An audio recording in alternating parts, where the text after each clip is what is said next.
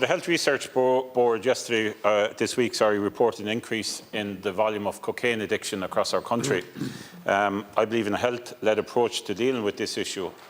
However, we have a real issue, Minister, if you could listen. We have a real issue with the so-called middle classes in this country, creating a narrative that cocaine use is okay. Cocaine is everywhere in society. It's in every corner of Ireland now, Minister. It's in every sporting club. I imagine it's in here. This chamber does need to lead a challenge against this narrative that cocaine use is okay. It's not okay. And I don't believe that collectively, just us, we as a unit, can, in the modern times of social media, deal with it. We need help.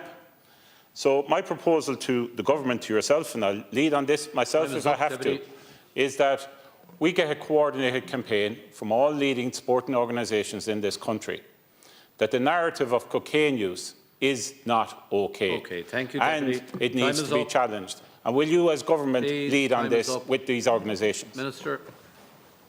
Thank you, Deputy, for raising this. And you're absolutely right. Cocaine use is not okay.